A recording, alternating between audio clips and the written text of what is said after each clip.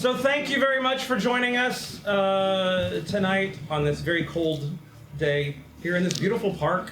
Thank you to Lena for helping us find this location to perform here. So for those of you who don't speak English, всех приветствуем в нашем театре Chariot. Для тех, кто не говорит по-английски, я переведу вступительную речь Чера. So, I hope that you enjoy history because there's a lot of history in this play. Надеемся, что вам нравится история, потому что истории в нашем спектакле много. The actors were a bit worried when they looked at the script. They thought, "Are the audience going to understand all of this?" На самом деле актеры переживали, когда читали сценарий, смогут ли все зрители понять, что будет происходить. And I said, "Hopefully." Я сказала, будем надеяться, что. So thank you for coming to support our project. This is our, I believe we were counting. I think we said this is our 17th performance that we've done.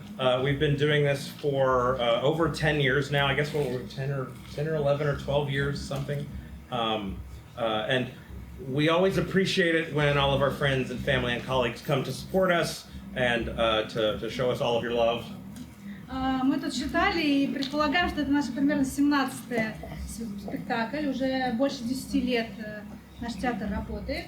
И мы всегда рады, когда наши друзья, родные, близкие приходят к нам. We like to emphasize that, we're not professionals, everybody on stage. Some people have a little bit of stage experience, but mostly these are amateurs who do this as a hobby. У кого есть небольшой сценический опыт, но в целом люди здесь в основном занимаются этим как хобби. I would argue that any of you could easily come up and join us in a future show. Those of you who feel like, oh, I'm not an actor. Lots of these people weren't actors before they were in a show. Once you're on stage, you're an actor. Если вы хотите присоединиться, то вы можете это сделать. На самом деле, многие из тех, кто играют, не были актерами до того, как пришли сюда, но когда они пришли сюда и выходят на сцену, они становятся актерами. And so all the effort that they put into the show, everybody starts off very excited when we begin, and about halfway through rehearsals, everybody gets really stressed and frustrated and angry, and they wish they could quit. And then at the end of the show, they hear your applause, and everything feels like it's worth it, and everybody immediately wants to start again. Когда мы начинаем готовиться к спектаклю, все очень заряжены, всем очень интересно, и все очень ждут премьеры. Потом, после нескольких репетиций, все просто, на самом деле, в таком раздрае в ожидании премьеры, но к премьере, когда они выходят на сцену, слышат ваши аплодисменты, вашу поддержку, они понимают, что это стоило того. So even if you don't like the show, make sure to applaud. Если вдруг вам все-таки не понравилось наш спектакль, то, пожалуйста, похлопайте все равно в конце. Будем рады. Because a lot of effort was put into this, and a lot of love and a lot of time that we don't have. We found time to do this great hobby that we really love. Очень много любви и работы было вложено в этот спектакль. So a lot of love. Blah, blah, blah. Я забыла, что было дальше. I know I should write all this down before. Моя мечта, если бы было написано заранее, да. So, thank you for coming. I do hope you enjoy our history lesson about the Huguenots and the Catholics and the Spanish and the French and Fort Caroline and St. Augustine. A lot of this is based on real events. There was a real hurricane in 1565. None of these people in this play are real, I don't think. Stop, please. Oh, sorry. В общем, этот спектакль будет и о гугенотах, и о католиках, о французах, об испанцах, об их противостоянии, об их ненависти, о разных исторических персонажах и о буре, которая действительно произошла в 1565. 16 век. So, enjoy the show. Thank you very much for coming.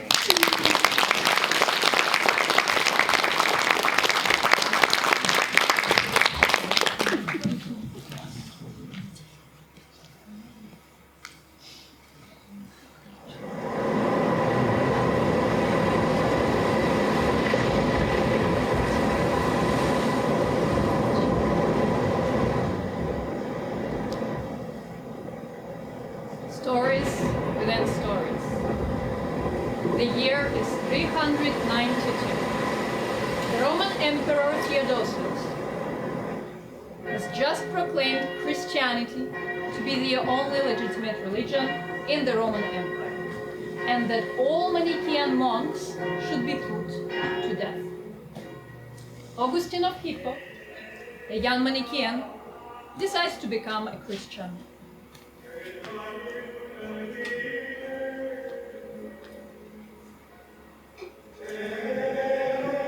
Over the next 40 years, Augustine becomes one of the most important philosophers and theologians in all of Christianity. The same year that Augustine died, dreadful Vandals attacked the city of Hippo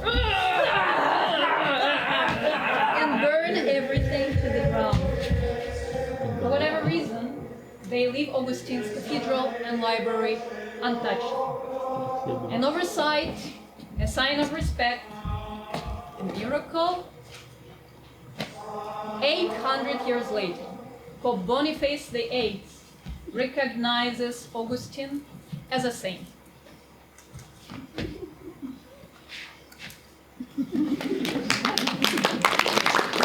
Heartwarming.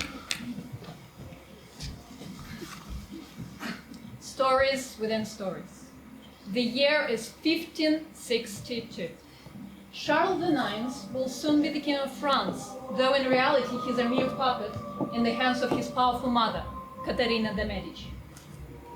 Caterina and her son are good Catholics. Her cousin is the Pope. But she still tries to be kind to the, some say, heretical Protestants in France, also known as the Huguenots.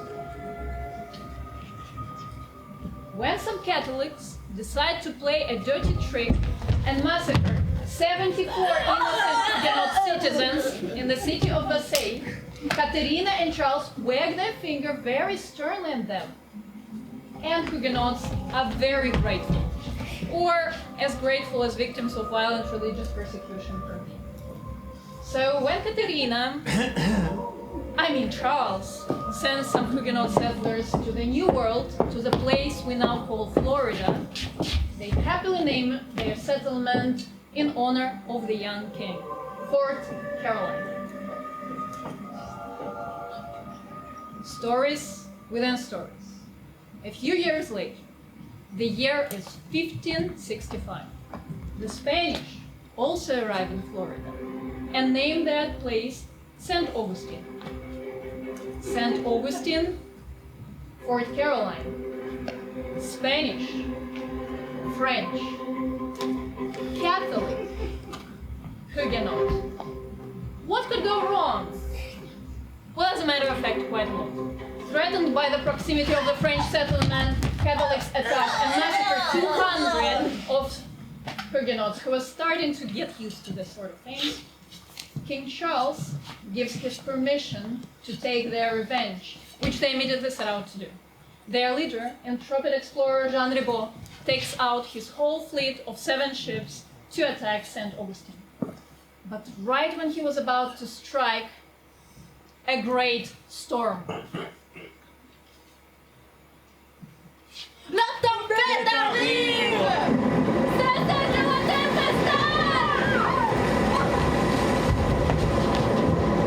As if God himself doesn't want to be left out of such momentous events, the display of who will control the New World, no, not only Florida, but the whole of North America will be decided not by military might or by cunning planning, but by a great storm. The storm will rage for 3 days. But for now, destiny must be patient, for it is only day 1.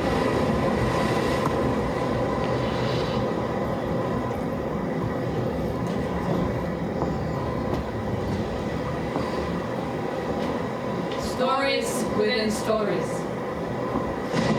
As the rebels Huguenot fleet waited to see if they will survive the storm, a small band of St. Augustine settlers, mostly young women, took shelter in the Cueva de la Caída, the cave of falling. They know nothing of rebels' attack and simply retreat to the cave, so the storm will blow them all away.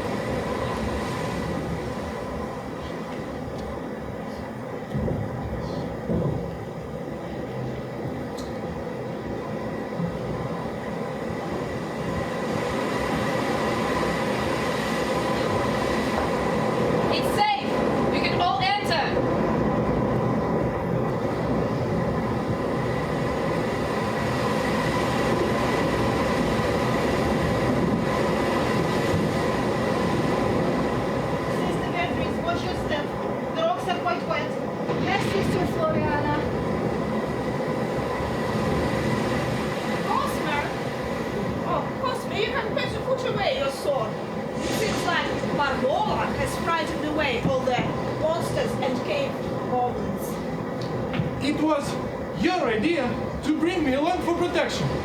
Do you want me to protect you or not? It's alright, Cosmo. You're doing a fine job. No one can ever predict when our shelters could have been overrun and destroyed by French bandits. Perhaps your size would frighten them away before they take a good look at you and realize you're just a big, scared party dog. Don't worry, I certainly feel safer with you here. Don't listen to her, Cosme.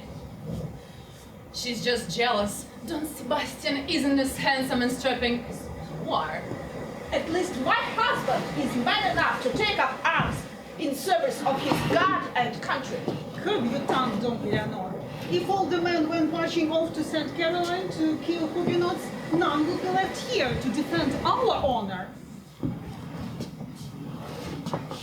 I think we're supposed to be his nursemaids, not the other way around. Come, Cosme. Help me with the provisions. Marcella, don't you think that we'll stay here for long?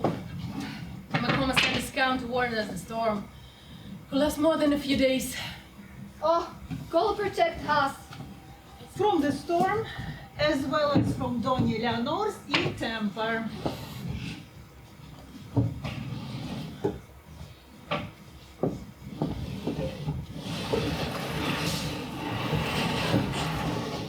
It was quite a wise decision to store some food and supplies in case of another storm. We should take account of how much we have and how better to ration it should the storm last more than a few days.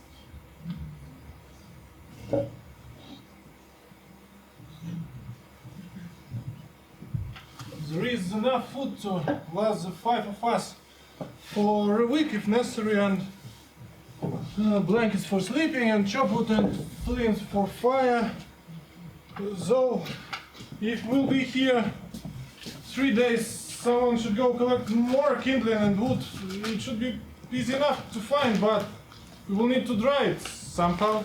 Now that sounds like a job you're really good for. I'll come with you, Cosme. No, Sister Beatrice, stay here. No need to risk going out and catching your death in the storm. He's right, sister. You remain here and help Barbola organize our storm. Yes, Sister Floriana.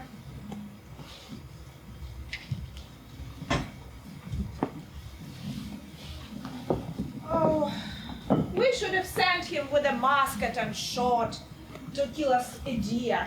Our supplies of wine and oil would go perfectly well with some fresh meat. We've got plenty of dried fish and deer meat. To kill another deer, Doña Leonor, would be unnecessary, quite wasteful. But delicious. That reminds me of the story of Don Dalor. You recall that one, Sister Beatrice, don't you? I indeed do, Sister Floriana. Oh, I have a grand idea. Since we're likely to be stuck here for a while, let's entertain ourselves with a bit of storytelling. That sounds like a perfectly lovely idea to me, Senora. A story about Don Dolor will suitably entertain us. Don't you think, Sister Beatrice? I think so, and it would also instruct us in our responsibility to live harmoniously with the nature. Sounds charming. Listen carefully, Don dear. You could learn a thing or two. Shall I wait for Cosme to return? No need. There'll be another time and another story after he returns. Very well.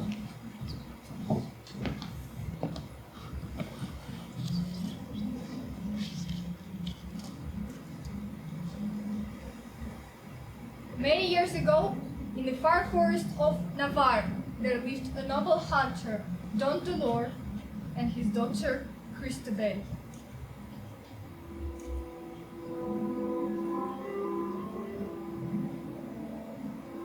After the death of his wife, Don Dolor realized that there is no one to raise his precious Christabel into the perfect lady everyone knows she would become too. His only options were to find her a suitable husband, or to forgo life among the nobility and instead make her his apprentice. His love for her was so strong that he decided to keep her by his side, rather than set her at the position of some thick-headed aristocratic husband. My darling Christabel, I just hope that life among this majestic nature will be more fulfilling to you than all the rich gowns and expensive jewelries you might have had otherwise. Oh, Father, what a servants and shoes and dainty bisham sitting in my lap if I can never feel the ecstasy of sleeping under the forest canopy with the lawn for my bed and leaves as my blanket. You truly are a daughter of the forest. Don Dolor taught his daughter which mushrooms and berries were safe to eat, how to concoct and refreshing drinks with roots, honey, and herbs.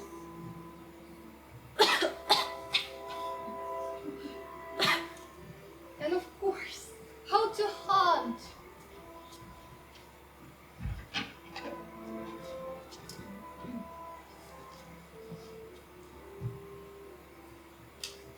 You nudge the arrow like so. We'll practice holding the draw for 30 seconds until you're ready to let go. Then 40 seconds. Then a minute. Game is unpredictable, and you must learn to train your muscles to resist the strain for as long as it's required to take a perfect shot. What if I can't hold the arrow that long, Father? Then you quietly put the bow down and let the beast live another day in peace. I should just let it go? Yes, Christabel. Letting a fine deer get away is far more preferable than taking a bad shot. If you cannot confidently kill the animal, do not risk merely wounding it, thus causing the beast necessary suffering. Yes, Father.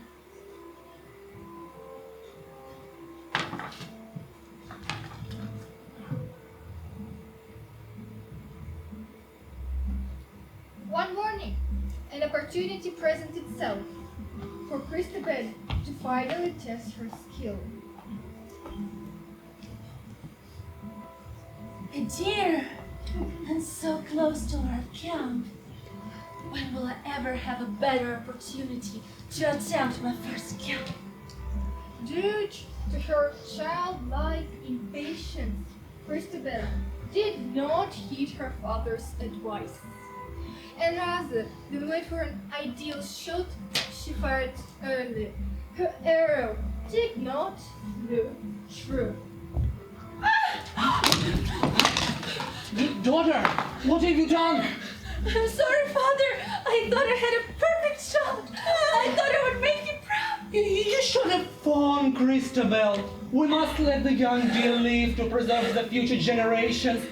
And, oh goodness, he struck her in the gut. She's in terrible pain, which is never a goal for a worthy hunter. Fetch me my knife. Your knife? Yes, my knife. I'm sorry, We- Father. There will be time for apologies later. Look. Huh? What?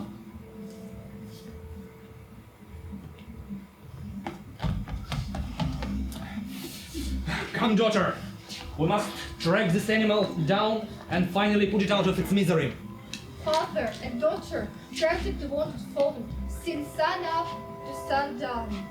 But, as if by some strange magic of the forest, the creature disappeared, and then they returned to their camp, tired and despondent.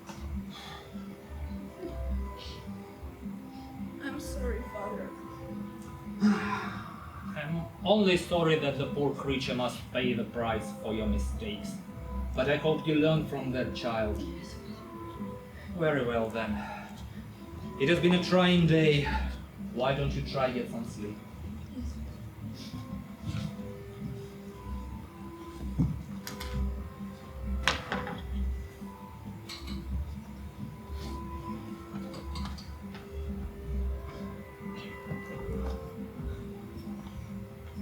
Hello?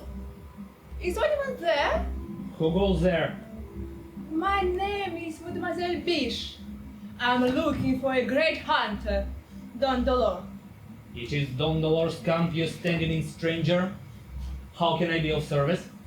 It happens that a great gathering of my family is planned for the late spring, and it is my wish to present them to all of my guests with finest deers, skins, cloaks, and blankets.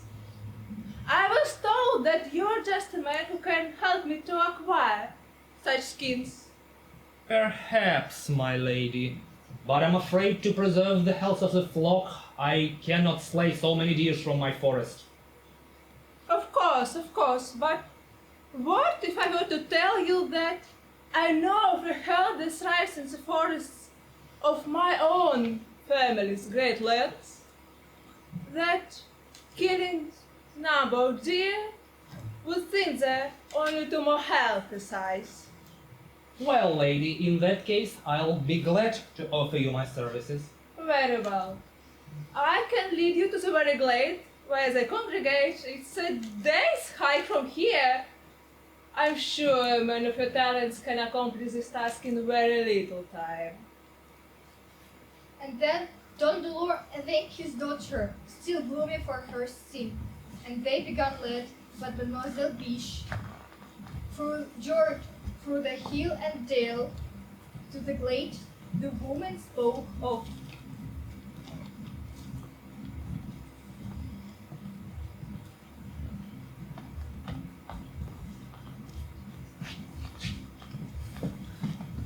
Oh, Father, look at all the deer. I've never seen so many in one place. So calm and docile. One almost feels shame for slaying such gentle creatures. Gentle foe, you're here. I'm still alive. I'm still in great pain. Ay, Dios mío! My poor girl, why you are so troubled over this injured foe? It is I who fired the arrow that has caused this poor creature such agony. Would that I could somehow atone for my impatience and for disobeying my father's lesson. What if I told you that you could atone? Please, tell me how. With all respect, my lady, I'd rather we leave the child out of it. It was but a youthful mistake on her part, and though difficult to bear, I'm sure she will bear her burden and learn because of it. Better I just end this creature's You suffering will than... do something, Don Dolor. As you protect your child, I'll protect mine. Take an arrow, poor girl.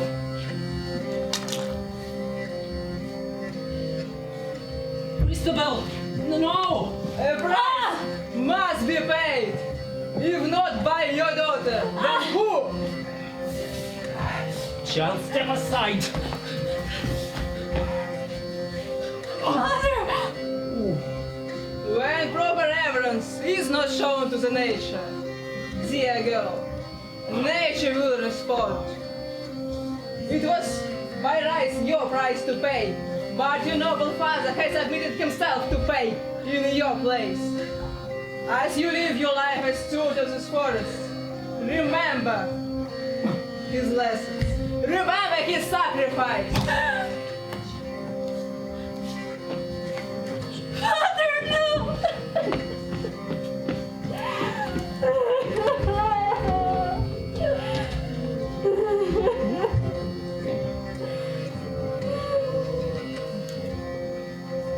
Christabel did indeed live a long life as distinguished of course of Navarre. And she did honor her father's lesson, his memory, and his sacrifice. And for as long as she lived, the arrows always flew true.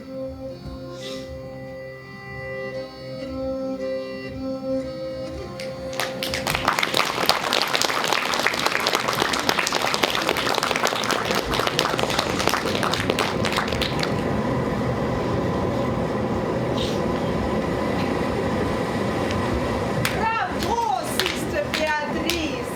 Such nobility, such sacrifice, and all to save the life of a gentle woodland creature. Oh, remind me again, what's the blanket made of that Sister Floriana lies upon?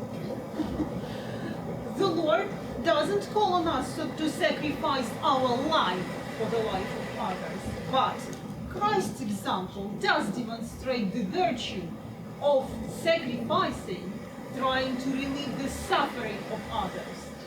Foolish if you ask me. An animal can suffer no more than a cloud on a tree can. We don't see others, God's noble creations, begging pardon to each other while tearing each other for their next meal. Goodness, Hannah.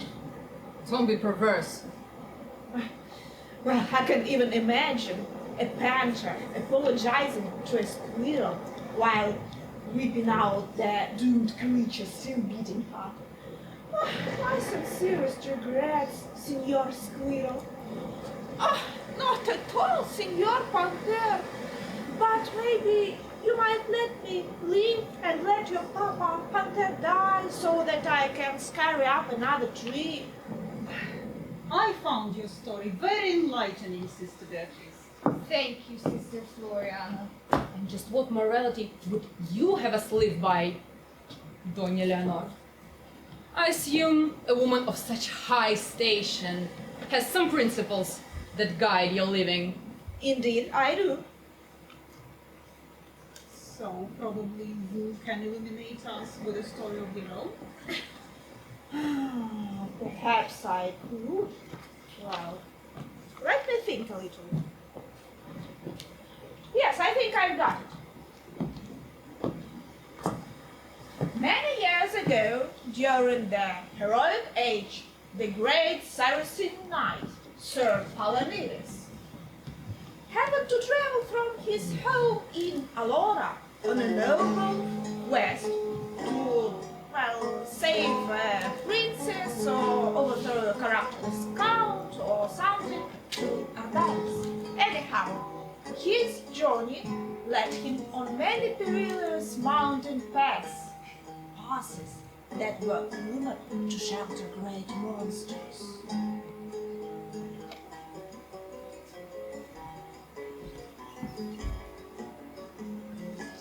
Madre de Dios, protect me on my journey, so I might arrive safely in Monte Rosso, Ardales, so I might arrive safely in Ardales, and to defeat whatever evil I find there, and to increase your glory.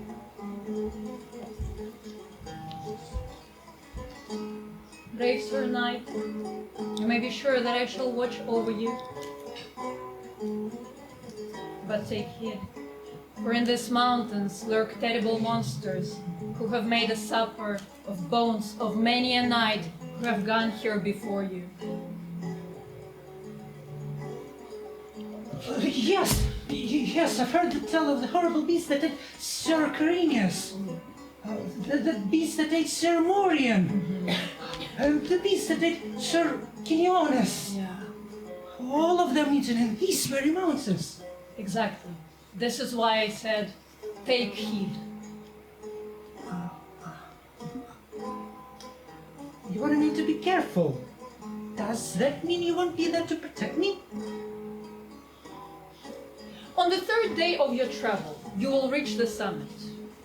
There, you shall discover an enchanted cave, from which you'll detect the scent of saffron and rosemary.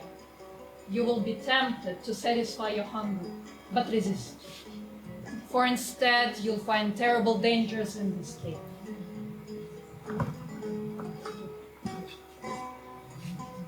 Thank you, Mother Mary.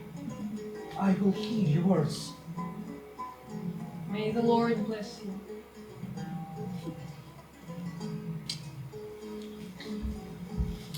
And soon Sir Palamedes set off on his journey. He hiked for 1 day. He hiked for 2 days. He hiked for a 3rd day. And then, on this 3rd day, he indeed came upon an enchanting cave that smelled sweetly of saffron and rosemary. It is the cave that Blessed Virgin warned me about. It would be easy enough to pass it by and make a camp further down the mountain. However, a terrible storm is upon me, and there is nothing to protect me from the elements.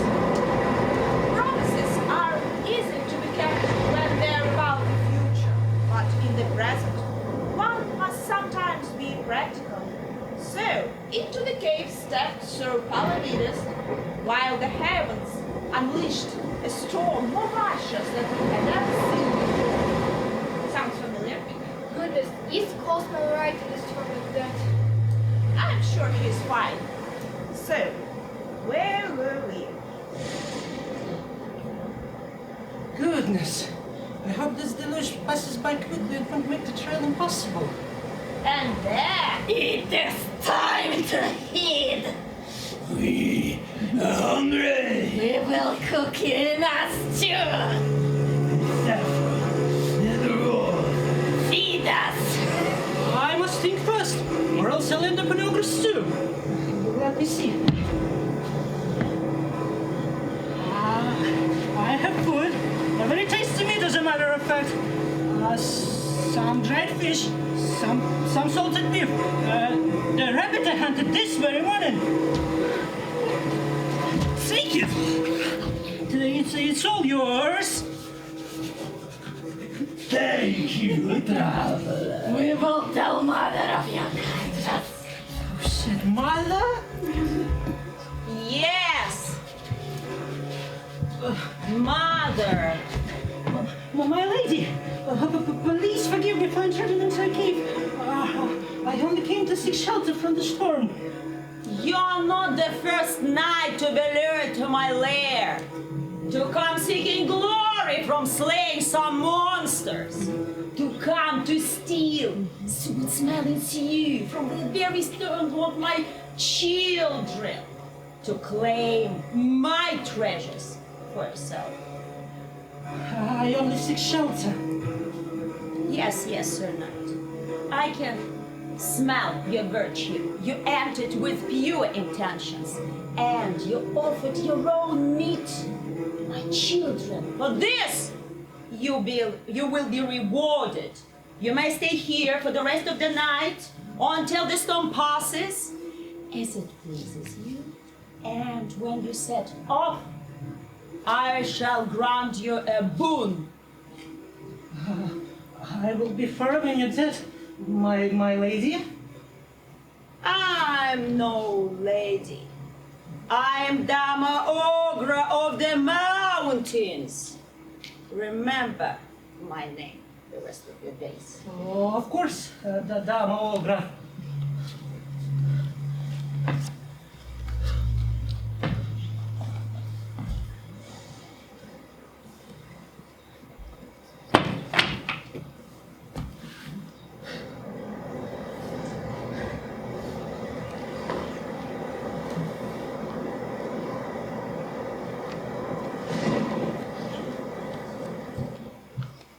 In the morning, the storm had passed, and the sun shone bright. As promised, Dama Ogra offered Sir Palamedes his boon.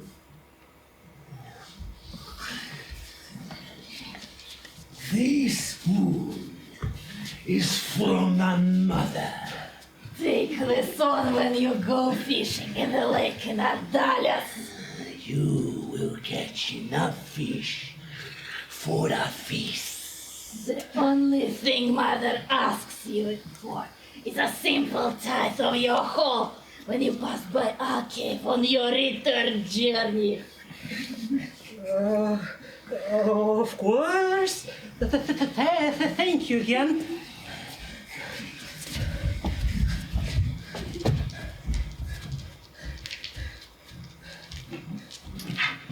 Well, finally, Sir Palamedes arrived in Adalis, where he slew a wicked duke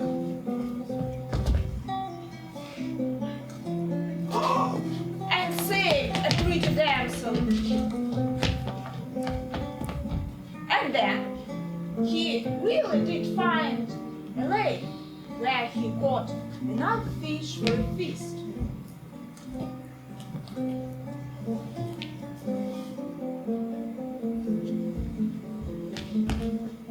Dama Ogra's boon has indeed lived up to her promise.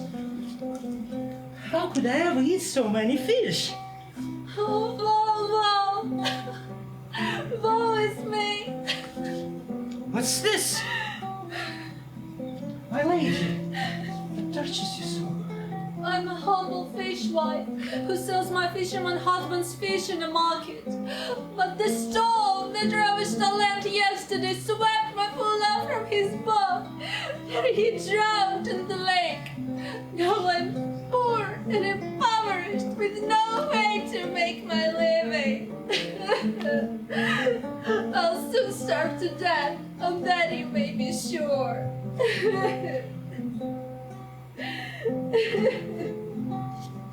Fret not, poor fishwife, for it just so happens I have a boon in my possession that will set your heart at ease.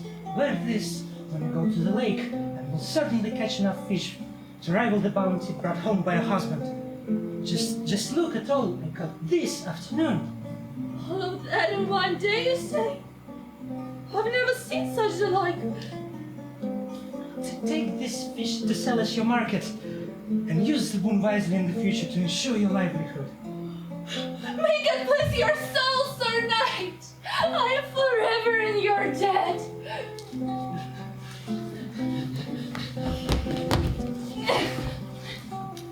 His good deeds done for the day, Sir Palamedes set into the mountains on his journey back home. And on the first night of his travel, he again came upon the enchanted cave that still smelled of saffron and rosemary, and he stopped to pay his respects. Dame Ogra? Are you there? I wanted to say thank you for your help, and to tell you that your boon has saved the life of a tragic fishwife. It is time to feed! We're hungry! We will cook you in a stew! With saffron and rose! It is I! Feed us! It is I, Sir Palamedes! I am your friend. I fed you with my own food just 2 days past. We're hungry! Greetings, Sir Knight. Greetings, Dame Ogra. Have you come to pay your tithe? As promised, your boon has enabled me to catch a fist of fish. But as a good Christian, it is my duty to give him a whole, so that she might live and prosper. So, you have nothing to offer me or my children? I have my gratitude and eternal thanks, my lady. I'm no lady. Mother? No, what are you doing? No, let me go! I'm your friend! I'm simple and he's affected with my one foot! No!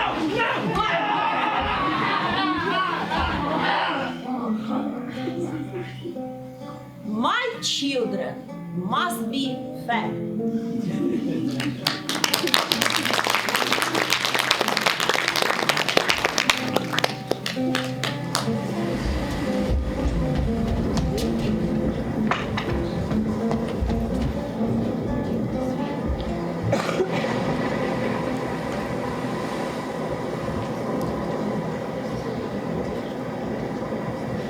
My goodness, Don Eleanor, this is the tale you select to show us your philosophy?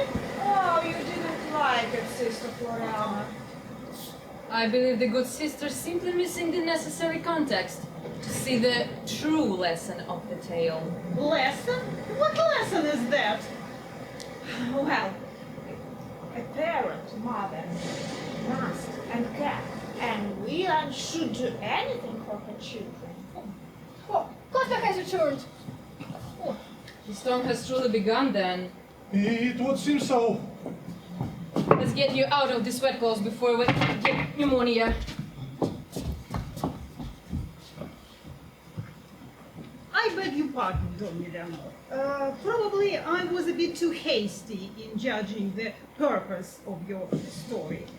Could you please enlighten me? It's very simple, Sister Floriana, very close to Sister Battery's noble hunter. What a parent not do for his or her children?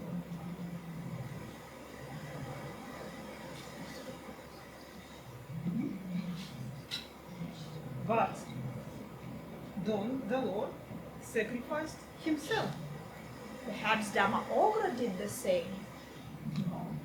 But she... Only God above us know if Dama Ogra had a mortal soul, and if she did, who is to say she had any pleasure of luring poor knights to their doom? Perhaps she struggled with such choice as we do in the time of the hardship, and can anyone say it was her choice to sacrifice her soul for the betterment of her children? Yes, very well, Sister Beatrice. We'll make a cynic of you yet. It's getting late. The fire only provides so much warmth, so we must sleep together to conserve our body heat. So we will be strong tomorrow. Well, if no one objects. That's a very good idea, Barbola. It has been a really exhausting day, and sleep will do us all well. Agreed. Come, Cosme, you may lie next to me. I'll be fine. Look over here.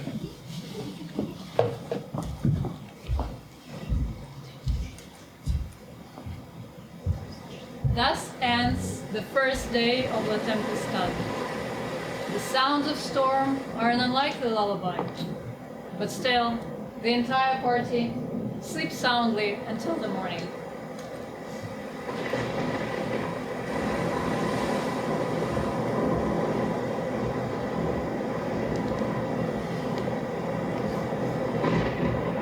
Day 2. The storm continues.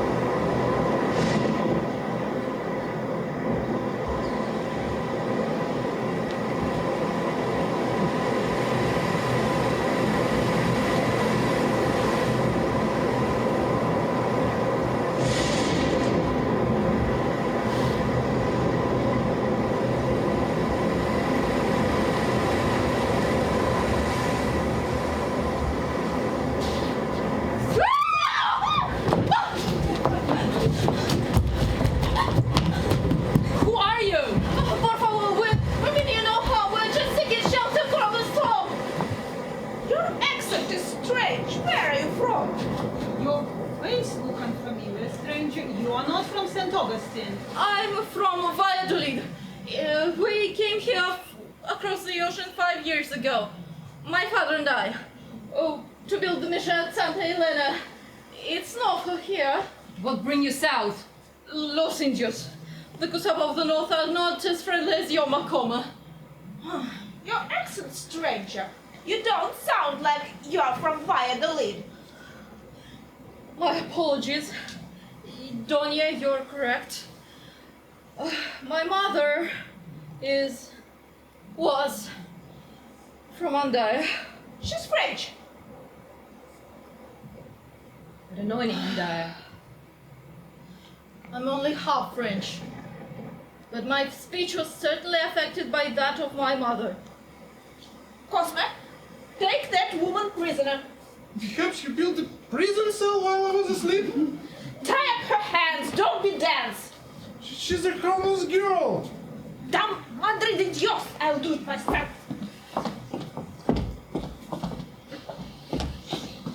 Careful, Dona Leonora. I'm sorry, but what about the other one? Yeah. Ah! Push! Where did she come from? She's with you? Yes, but she doesn't speak. Are you okay? I don't know if she can't speak or just doesn't want to. Why are you two together? She's French. I can see it in her mama's eyes. She doesn't speak because she doesn't know our language. Well, she had a boat, and we went fishing. I shared my catch with her. Wait, she had a boat? We were far from the shore when the storm struck, and the boat was crashed, and we clung into the debris until we were washed ashore this morning. You were adrift in the sea all night in the storm like that? Clearly she's lying. Why would I lie? To hide who you truly are. Then who do you think we are, truly? Coconut Burmans. Cosme, please take our guests to the back of the cave, away from our stores, and make sure they're secured. Must we tie them up? We must kill them now. Let's not be so hasty. That's enough, Eleanor. Cosme, Cosme.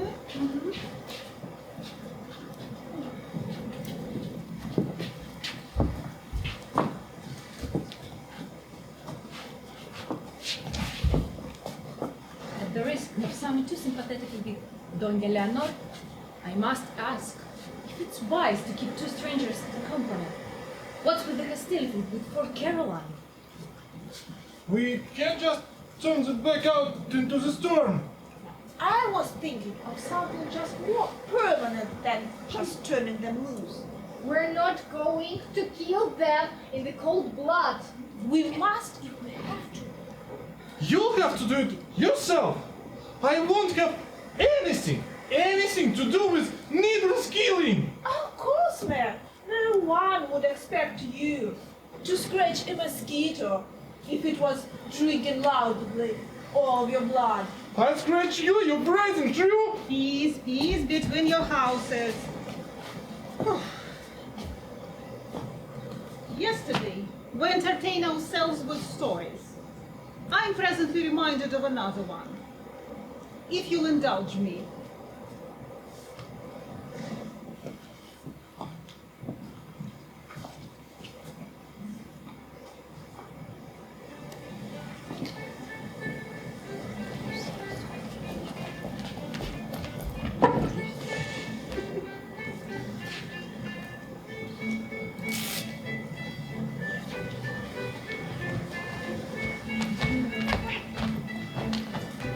Centuries ago,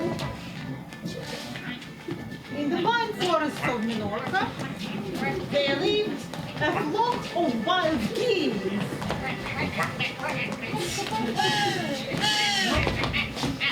It's a youngling! She's in trouble! We must go help! Remain where you are, children, or it's a trick. What do you have a good? Explain! There is a hunter prowling these woods, and he has learned to imitate the cries of our goslings. If you were to rush forward to save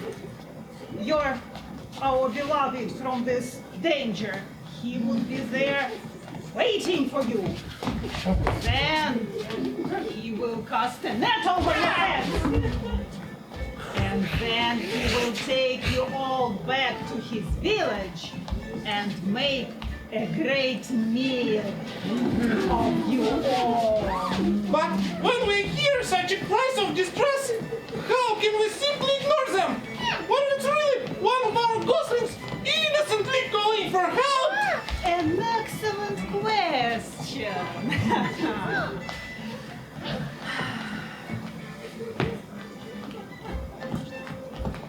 It is virtuous to rush forward towards danger to save our beloved. The key is to be prepared, to learn how to stay calm and work together. So even if confronted with an enemy, we can survive and triumph. Teach us, Mother Goose! This is dangerous. Show us how to I'm work. afraid of no hunter.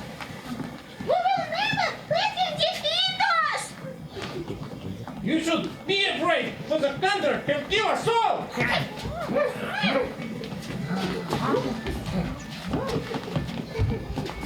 The hunter left this net behind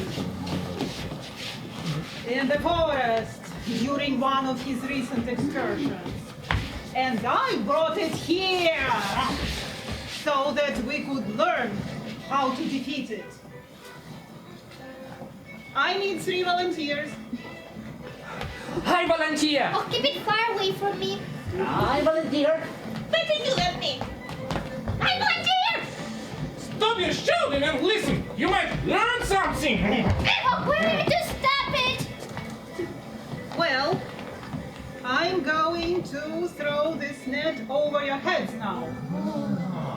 But it's important that you do not panic. Are you ready? Yes!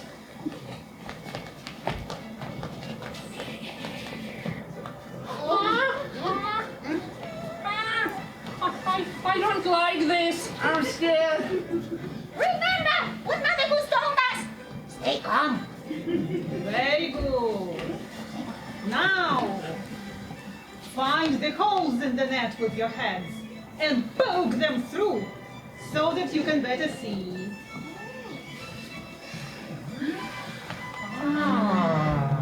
That's better. Good. Now, as you can see, flap your wings together so that you can rise in the air as one. We're doing this. This is easy. What's next, Mother Goose? Now, fly to a big tree where the net might snag and let the branches of the tree pull the net from your body.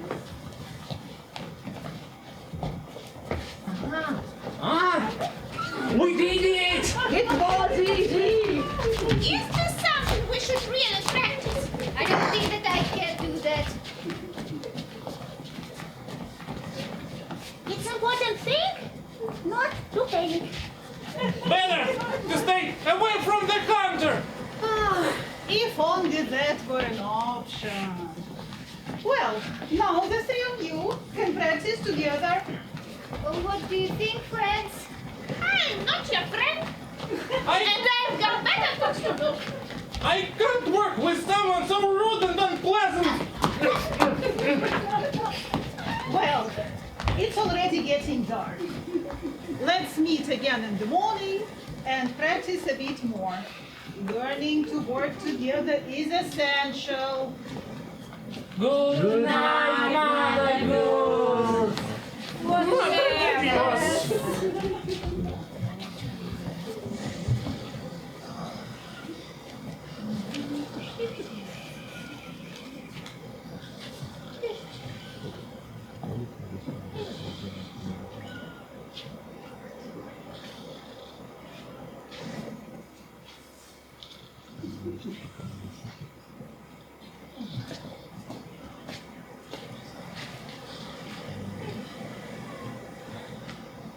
Just as the sun rose, but before Mother Goose could call the geese to practice, It's a ghostly. He's in trouble. It's probably the hunter trying to trick us. Are you certain? If it's truly one of our young ones, we could be the only one who can save it! I suppose we should go. And then we'll get a chance to practice with the net. That's easy enough. Flying to the tree and you be safe as can be.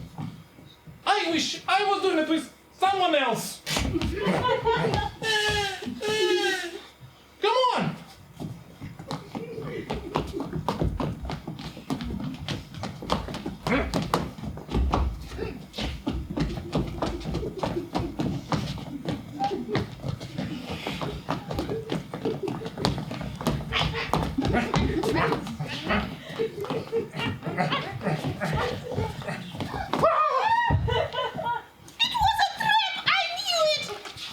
You're stepping on my foot, you clumsy fool! Remember Mother's Goose lesson? I don't got to win and you insist on crowding me so. Keep your wings to yourself!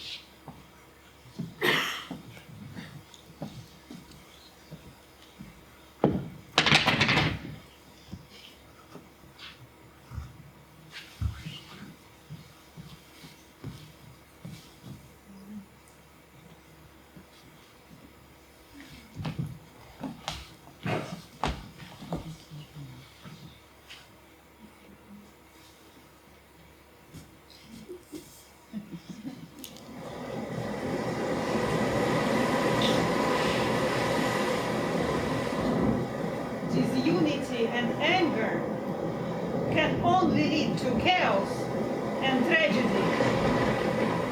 You would all do well to remember this.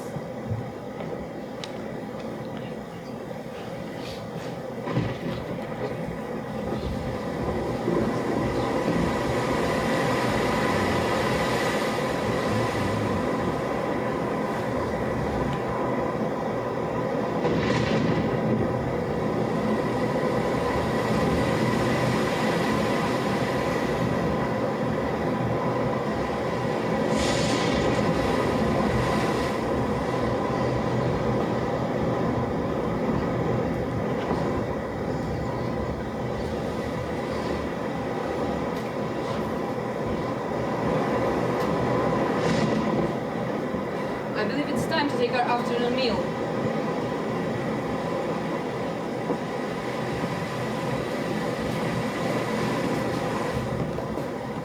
As a show of courtesy, I propose to share our supplies with our guests. You can't be serious. Don Eleanor agrees wholeheartedly, as do we all. It's a Christian thing to do. Of course, ma'am. Invite our guests, so they might eat with us.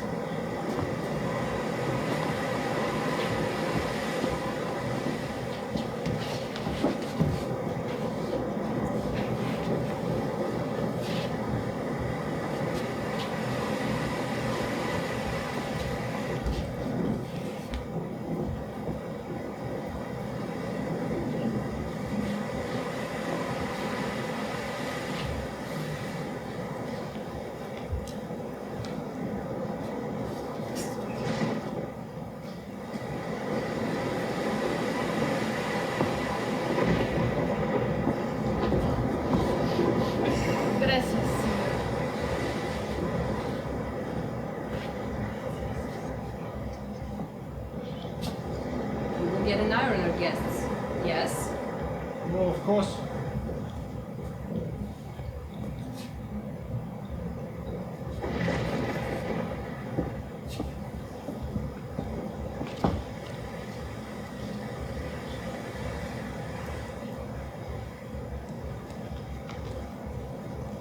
Thank you.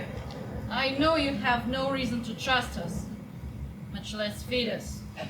As Sister Floriana said, it's the Christian thing to do.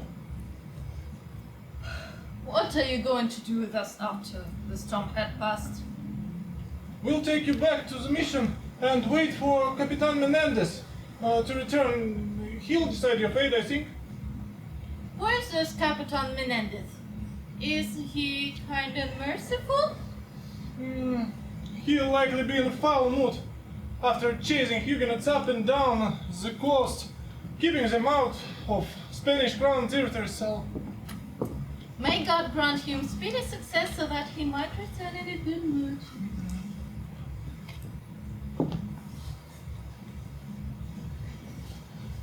Who is she, really? There is more interesting story than the one you told us. I can tell. I'll tell later. Perhaps to your Capitan Menendez. Do you have any water to spare? Of course. Sister Beatrice, could you bring us some water, please?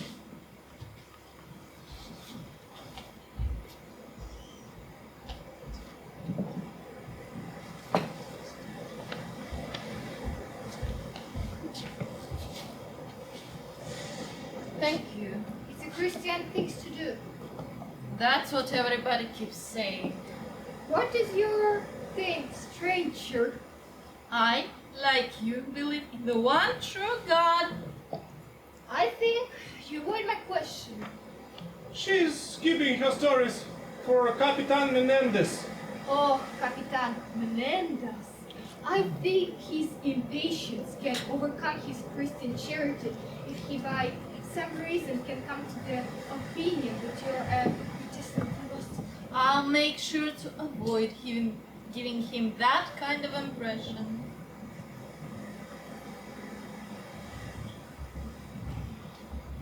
I think I do have a story to tell you. The one my father told me. By all means. Thank you.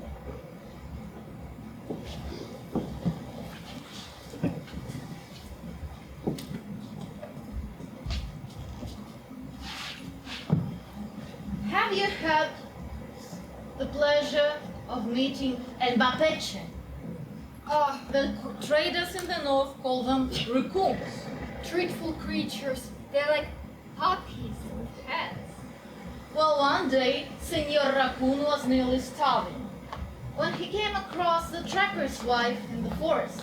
She was having a picnic.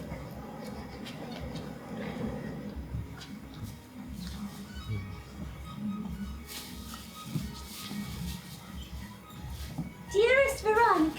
Who is Veronica? Oh, it's the trapper's wife. Got it. Continue. Thank you. Dearest Veronica, I'm nearly starving to death. Could you please spare a bit for your poor old friend Raccoon? My husband, the trapper, will catch you one of these days and turn you into a warm coat or use your fur to earn a hat. Why should I waste my food on you? Because it's a Christian thing to, my lady. I suppose it is. Here we go. I have some berries, salted fish. Will that be okay?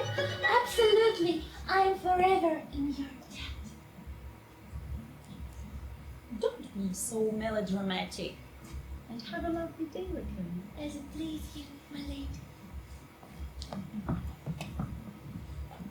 Grow, grow, grow! Mon Dieu! I mean, ay Dios mío! It's a fearsome alligator!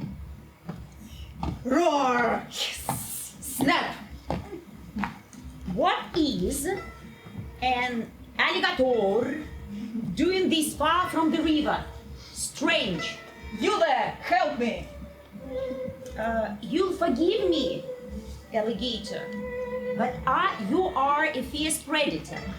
I feel if I come close enough to help you, you might make a meal of me. Fair enough. How about this?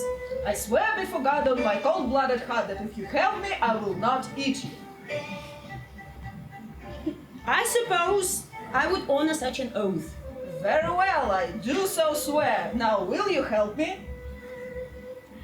What can I do for you? As you've probably noticed, I'm far from my home in the river. I'm starving, you see, and strayed too far in search of food. And now I'm quite lost, and my leg is trapped under the stone. I need your help getting free and finding my way back to the river. It's your lucky day, as I so know the way to the river. Lovely, lead the way.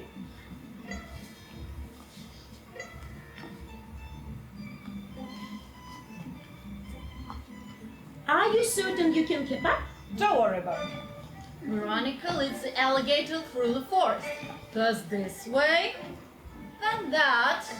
She wanted to keep the creature a bit confused, so that he might not easily find his way back to her picnicking spot. But eventually, they reached the river. Here we are. Thank you. What are you doing? I'm eating you, of course. But you swore an oath not to. I'm sorry, but my hunger and survival are more important than any oaths I might swear. Well, I find it quite unjust. There's nothing unjust about it. I'm a wild animal and I follow only the laws of nature. What if nature were to judge this unjust? What then? I'll call on some witnesses from your kind, and if they deem that your actions are unjust, you must let me go. Very well. I can't imagine any of my kind siding with sentiment over survival. Veronica saw her chance and thought how to best take advantage. I'll call the first judge horse.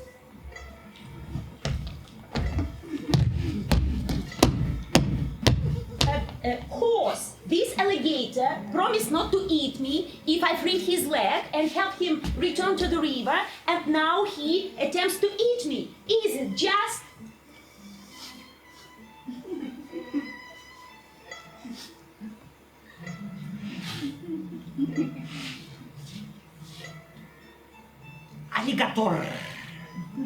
these humans packed me and my friends into their smelly ships to sail across the ocean.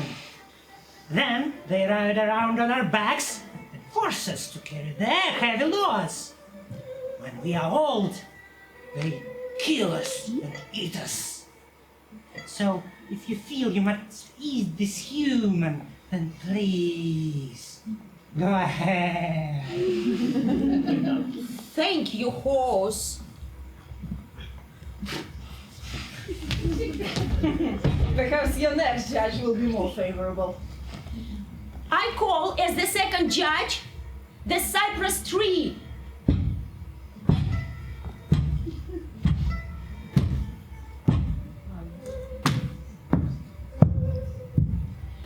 The cypress tree.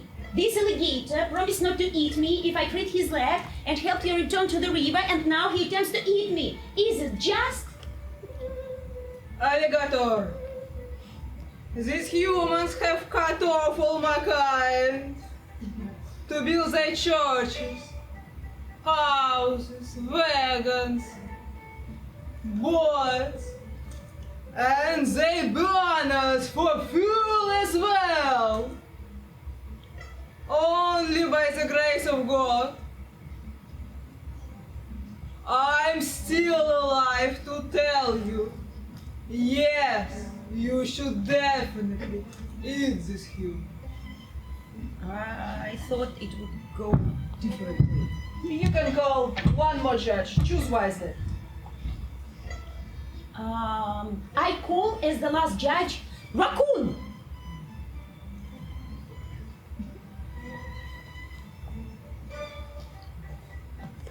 Raccoon, this alligator promised not to eat me if I freed his leg and help him return to the river, and now he attempts to eat me. Is it just?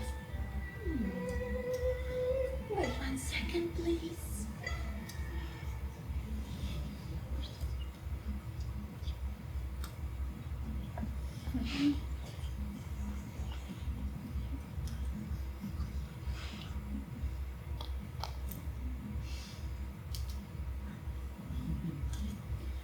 This is a very interesting case.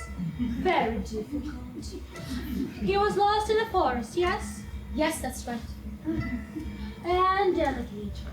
The human's leg was trapped under a stone, is this right?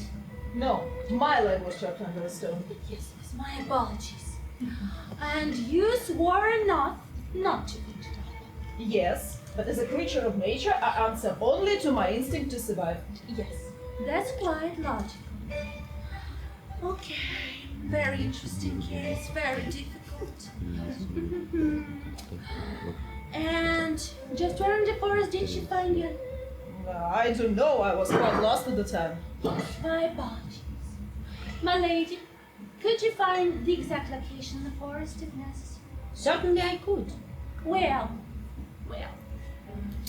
to better understand all the facts, I'll ask you to take us back to the very spot where the promise was made. Very well, follow me. Veronica leads the party back to the spot in the forest where she first met the hungry beast.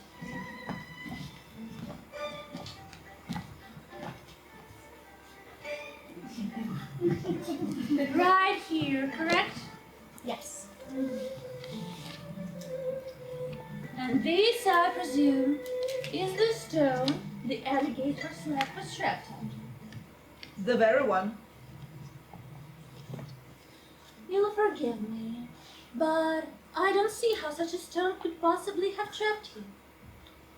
Well, it was like this. You see, I can't move at all. Well, look at that. You're indeed trapped. So, I stand corrected. So what is your judgment, Raccoon? Yes.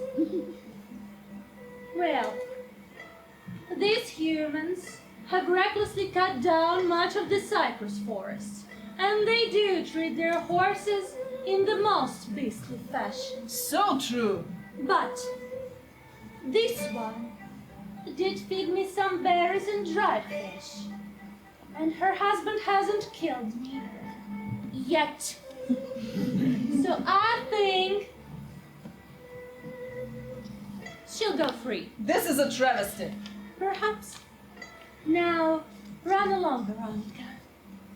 And send your husband back to take care of this dangerous creature as soon as possible. The alligator ladder is all the rage in New York. Thank you very much. I'll never forget this. Thank you. I can see it now. Alligator boots lined with raccoon fur to warm her feet on a cold night. Probably. But the kindness offered is worth kindness in turn. Good luck, alligator. And to you as well, raccoon.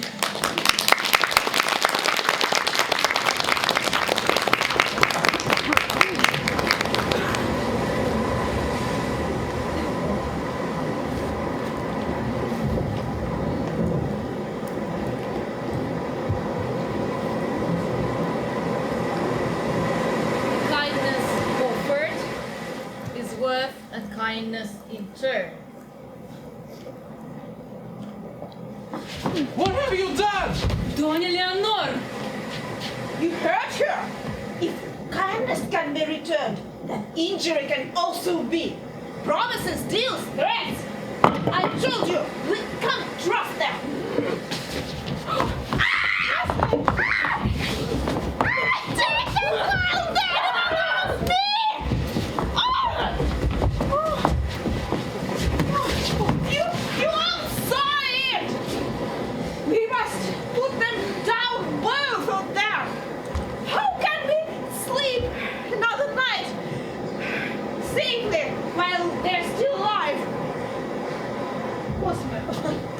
Secure her. Barbola, have a look if our storyteller is still alive. How can you possibly? I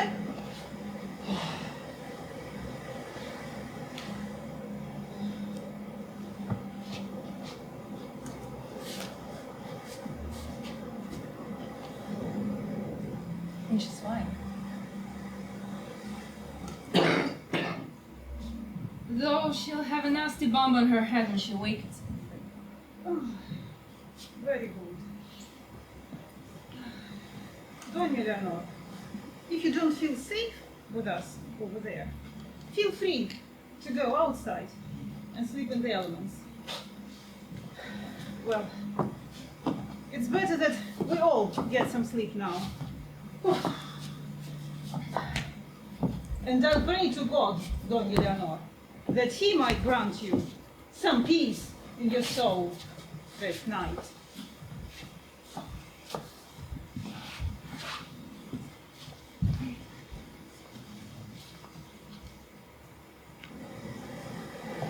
Thus ends the second day of the Tempestad.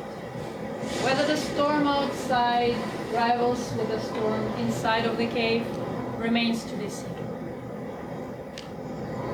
Nonetheless, sleep does come.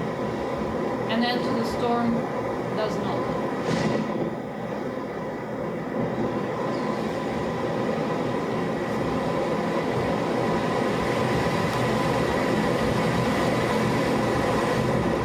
Day 3.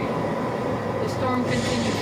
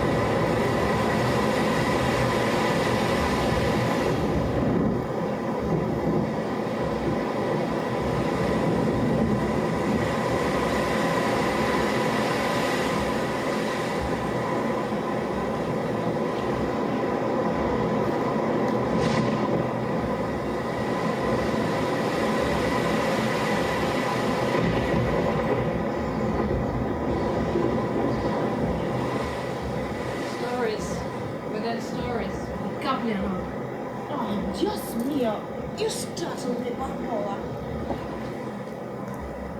don't. Before the others awaken, we thought we should speak now. It's Donya Leonor to you. Donya is a title of respect, and though I sympathize with and pity you, I do not respect you. I do not need your pity, so what do you want? You will not lay a hand for the remainder of a stay here. Do you hear me? I will not apologize for doing what I must to protect myself and my countrymen. I didn't ask for an apology. You're not the contessa of this cave, and your impulses and emotions doesn't overrule the desire for peace the rest of us wish to preserve. I did not claim to be a contessa. I heard your story. Stories within stories. You don't know me. Though you've been justified in committing some vile acts, it doesn't mean you're committing and justified to others. What do you think you know, girl? I know of you, and I will not let your poison infect the rest of us. Tell me, this sounds familiar. There was a young girl born into a noble family. At the age of 2, her hand in marriage was promised to her cousin, an important baron of the realm. She prepared her whole life for this duty. However, 20 years later, her cousin announced that he had no intentions of marrying and joined the church instead. The poor girl was crushed, lost, and far too old now to make a proper match. Desperate to marry off their daughter to a noble of a reasonable standing, their parents are noticed by fickle fate, who sends them nothing less than an eligible count in need of a wife. Rather than to tempt fate and think far too hard about just why this aged count was willing to marry so far down below his social status, her parents accept his offer. They gather up a modest dowry, send the daughter into the world, now blessed with the title Contessa.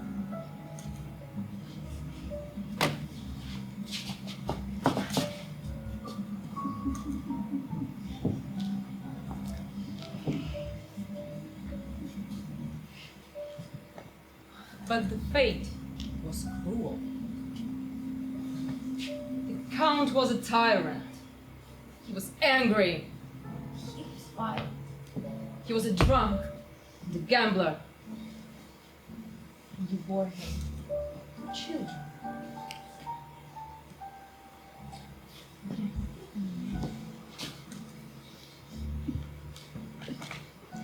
You made a fool of other women. Your dignity now in shreds, and you're overwhelmed with the hatred you had never before felt. Get out! Leave my home at once, you brazen temptress! Do you know who that was that you scolded and insulted and threw out of our house? I do not care a whit. I'm tired of the violence and indignities you bring upon me. That was the daughter of our good King Philip. The king has no daughters. That anybody knows of. You know, she could be the Blessed Virgin herself, and still I would refuse to tolerate these humiliations anymore. Our Contessa had found her spirit. Guards! Sadly, Count had never lost his. Take the children away. Their education and upbringing will be far more respectable if they stay with my brother in Castile. You can't take away my children! No! Oh, I can. And I just did. And I will make sure you will never see them again. Many heroes were forged in the crucible of such tragedies. Would our Contessa be one such hero?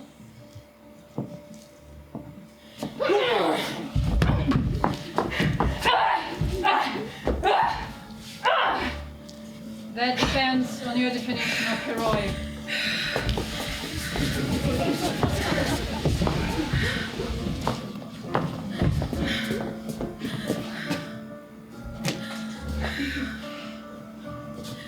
Your parents, filled with guilt with overmatching you with such a wild specimen, came to your aid.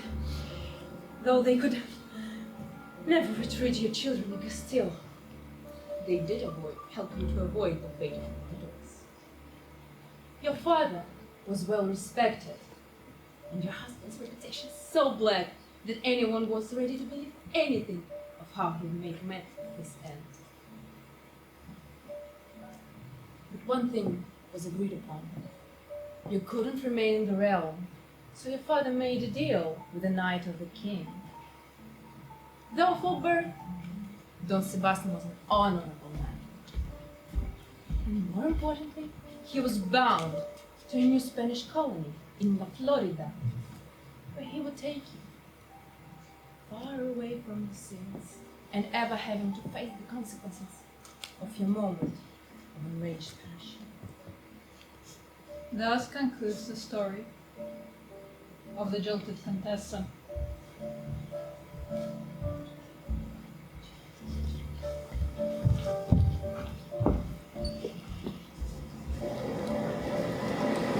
That's just an imagination. Your story, is it a threat? Are you going to rush to tell the other fishwives in the market if I don't do as you demand? It's not a threat, Leonor. You're far away from anyone who cares what you did, or anyone who knows who you are. But you should remember that I know. I won't let you poison us.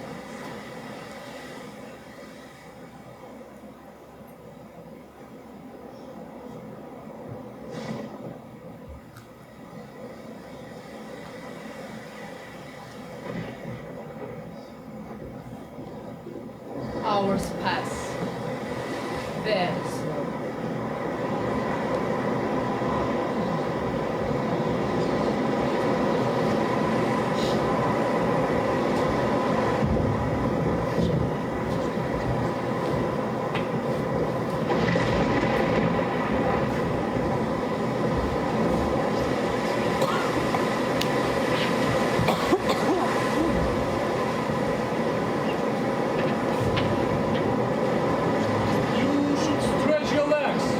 Perhaps I'm safer from your friend just sitting here. Don't worry about Leonor. I can protect you from her. Like you protected us yesterday.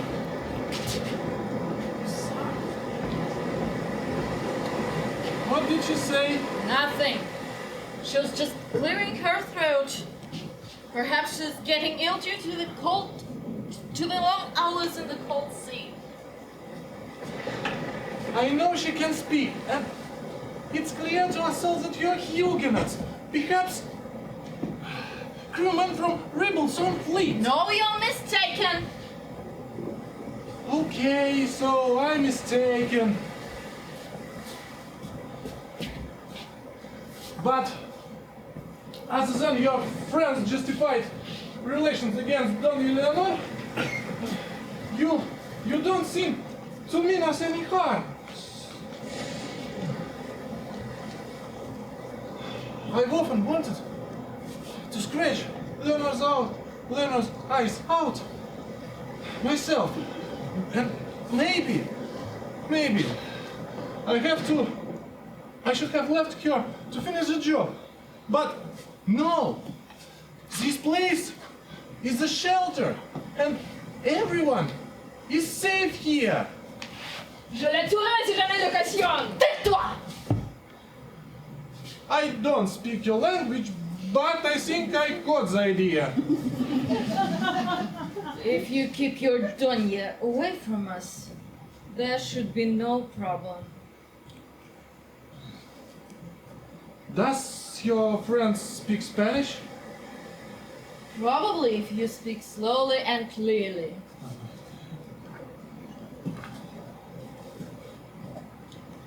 Sid, Doña Muda. Sit. Do you understand me? I want to tell you a story. Once upon a time, there were two noble beasts who ruled the plains in Lusitania. The majestic vulture was the queen of the air.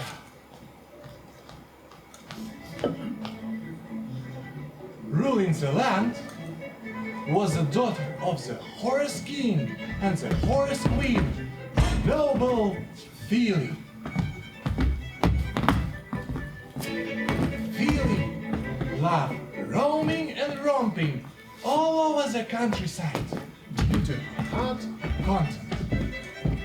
And there was nowhere she couldn't go, and she believed that anywhere she could go belonged to her by right. One of her favorite places was a cool apple orchard located in a hidden valley between 7 hills.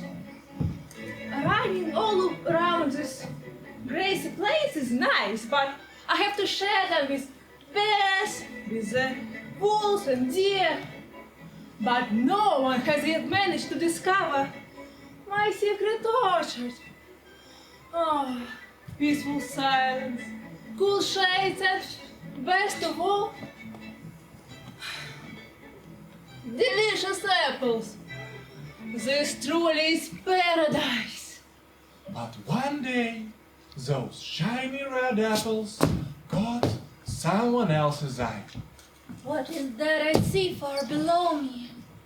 Why, it is an apple orchard. How have I never noticed this gentle haven before? I'm so relaxed, I think I should take a nap.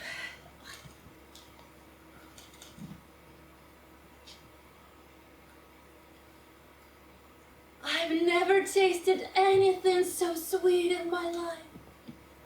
I'll have to remember this secret spot. Hey, who are you?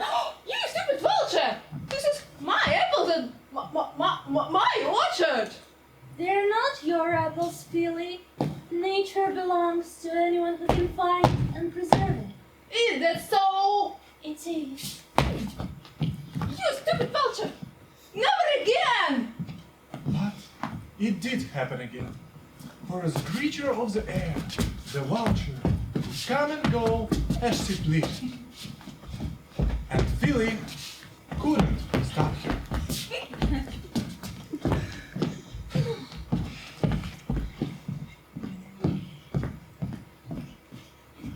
Stupid vulture! Don't go you dare! Oh. This angered Philly a great deal. And she had a very bad idea. Her wings are too fast for me to catch her. But there's one person they can protect her from.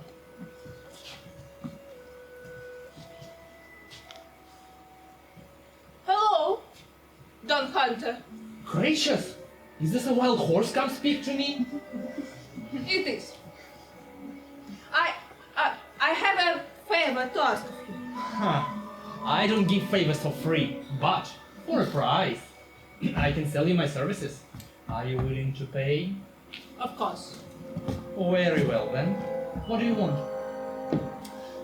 You see, there's a majestic vulture who has stolen my apples. And she's too fast for me to catch her, but she isn't faster than the shot from your musket. Well, I guess killing a single vulture would be of no great challenge. But are you certain then taking her life is a valid price for a few apples? Yes, absolutely. Very well. Now, about my price. Name it. You see, I have ridden horses before, but none was so wild and lovely as yourself. It would be a great honor if I could ride you across the Great Plains as we track down the vulture. I am noble and free, Don Hunter. I will be ridden by no one. You were saying you were willing to pay any price. Well, this is the price. Very well. You can ride upon my back when it comes time to chase the vulture. It is also a custom of my people to ride horses with a saddle and a bridle. I hope it won't be a problem. I suppose you can bring your saddle? Gracias. Philly was anxious about the deal she made with the hunter. But after a few more visits of the vulture, she forgot all about it. And she was ready to do whatever was necessary.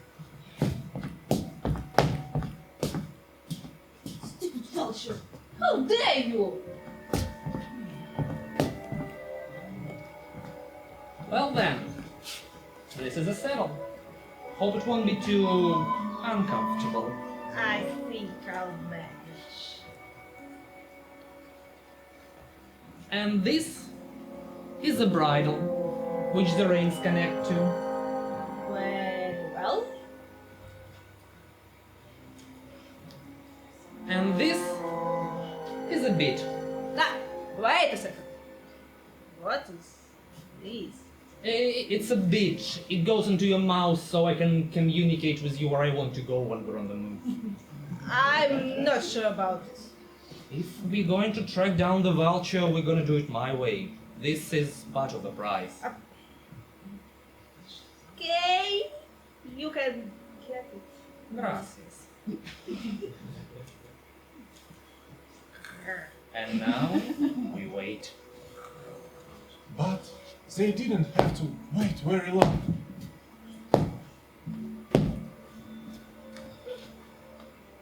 Why, Philly? What is this? I've never known a creature to cherish and enjoy her freedom as much as you. To see you wearing the saddle and the bridle of the caballero is quite surprising. What do you have to say about this, my friend? Now attack! I'm under the glass! Steady, steady, steady. Why, Philly? They were just apples. I'm sorry. Well, you did pay your price, fair and square. But you see, you're such a lovely creature. It would be a shame to just let you loose in the wilds. Oh, come on, now it's not that bad. You will appreciate your new life. You will be well fed, well taken care of. It'll be fine, just fine.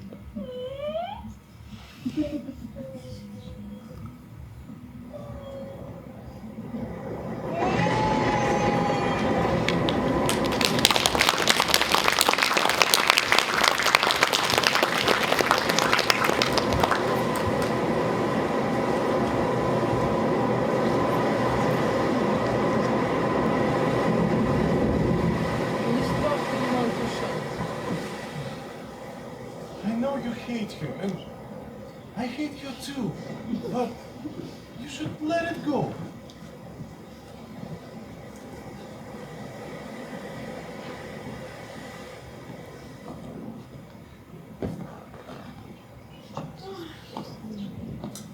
I've brought you some food and water, and I want to apologize for striking your friend. Lo siento. Je suis désolé.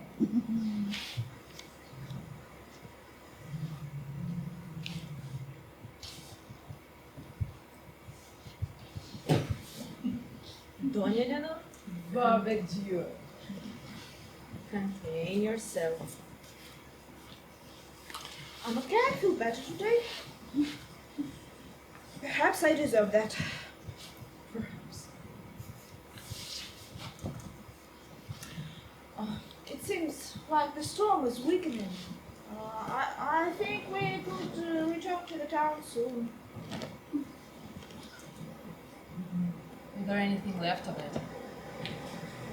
It's too dark now, but if the storm has abated further by morning, I'll go to town and see if it's safe to return.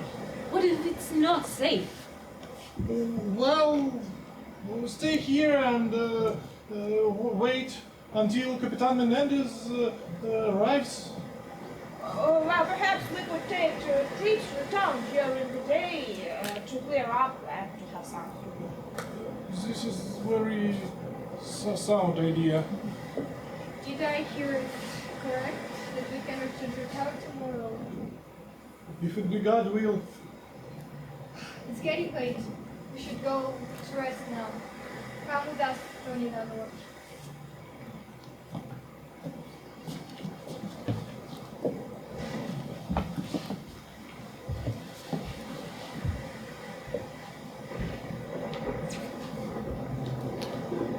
Thus ends the third day of La Tempestad.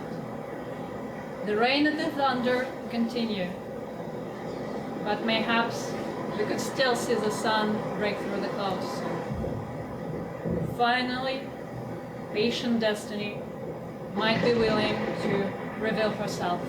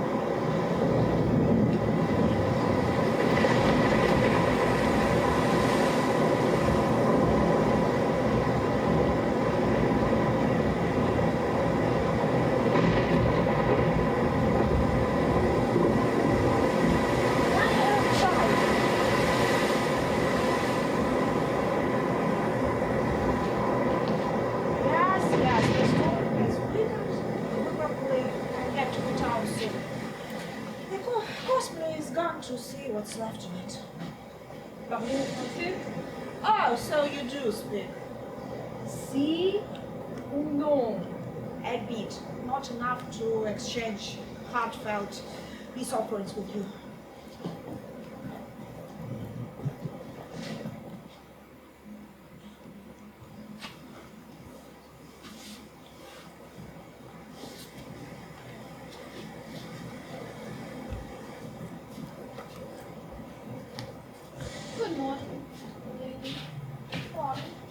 Chevalier, racontez une histoire.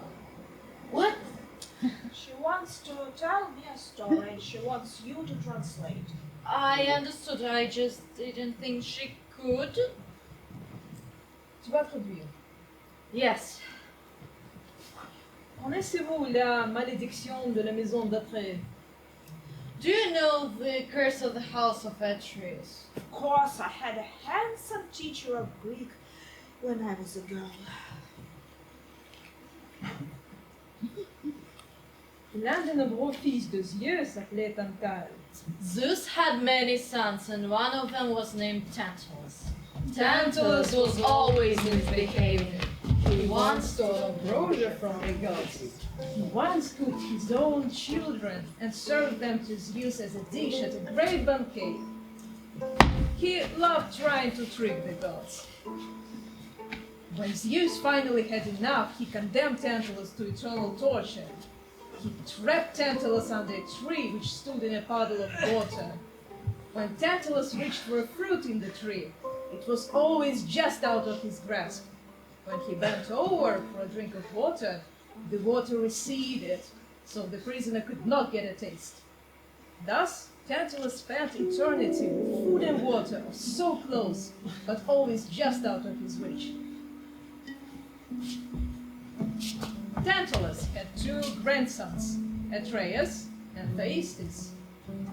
The poor children had no idea that Zeus had cursed their entire line, but anyone paying attention could see just how cursed they were. The brothers hated each other. They tried to steal each other's wives.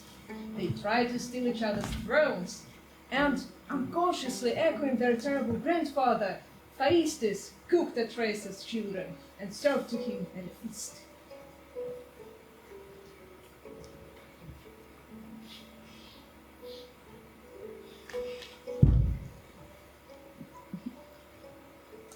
Thyestes is visited by an oracle who tells him that if he has a daughter, if he has a child by his own daughter, the child will one day murder Atreus, allowing Thyestes to rule alone. So guess what Thyestes does? He rapes his own daughter.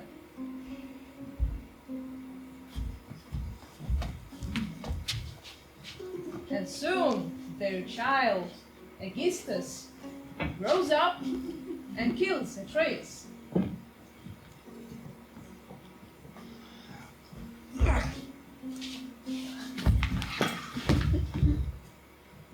Unfortunately, Atreus has a child of his own, Agamemnon, who was no great fan of his cousin Augustus. Augustus, in turn, hated Agamemnon. While Agamemnon was off fighting the Trojan War, Augustus plotted with Agamemnon's wife, Clytemnestra, to murder Agamemnon when he returned from Troy. And, indeed, when Agamemnon returned to Mycenae, they murdered him. But didn't Agamemnon deserve to die? Didn't he sacrifice his own daughter to the gods before going to Troy? He killed his own daughter. I don't think anyone in this story was innocent. You see, it's all the result of the curse. They all were filled with hatred and vengeance. Fair enough. Agamemnon has 2 children as well, Orestes and Electra. Upset at their mother and uncle for murdering their father, they hid for 8 years, and when everyone had forgotten about them, they secretly returned and killed Clytemnestra and Augustus.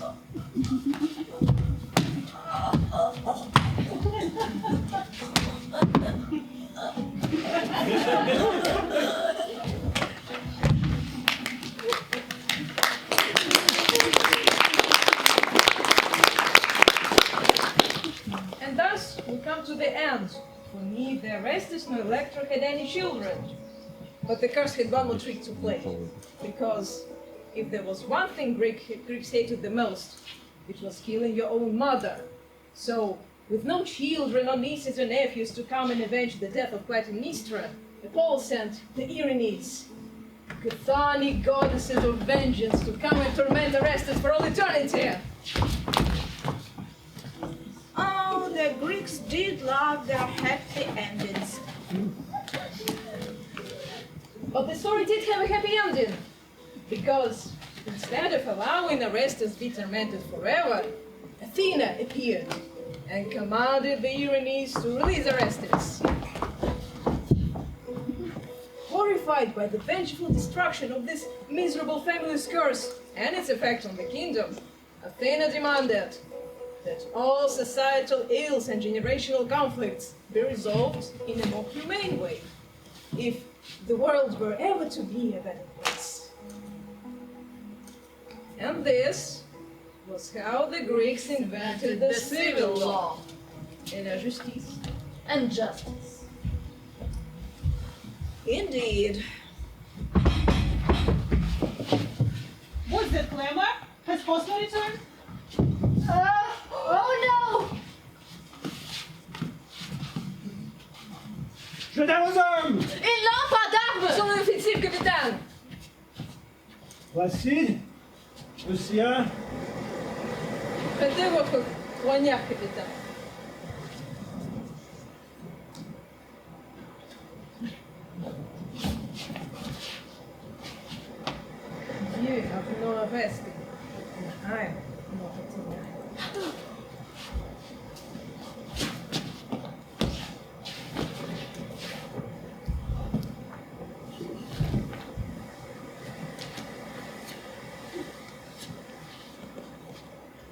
anciennes victorieux.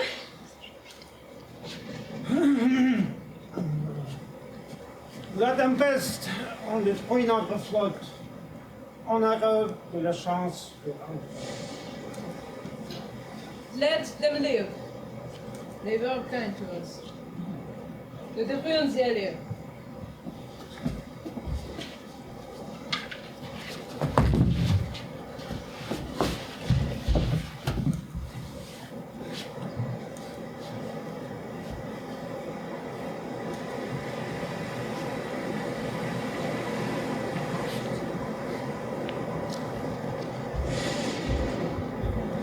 In case you don't speak French, this was one of the survivors of the Huguenot ship. They ran away because they knew if the Spanish soldiers returned and found them here, they would be mercilessly killed. And this is exactly what happened.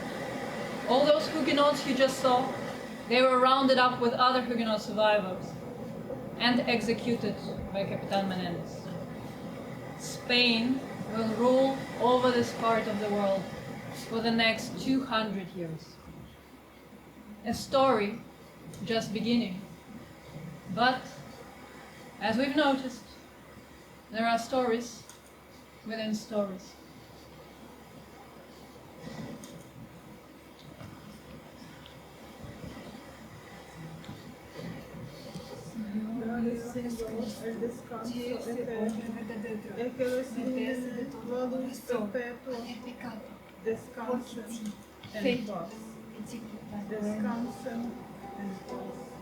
Amen. Amen.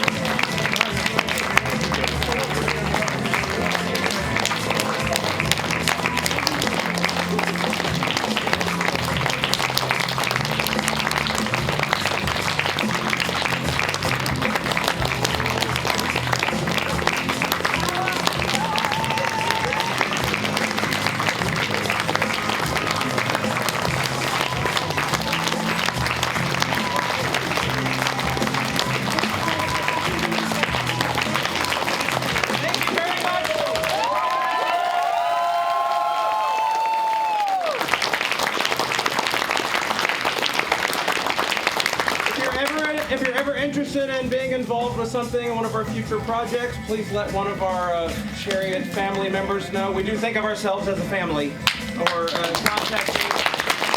We're always looking for new people to join us, and if you just want to come and watch the shows, that's great. So thank you very much for coming. We very much hope you enjoyed the show. Thanks, guys. Thank you.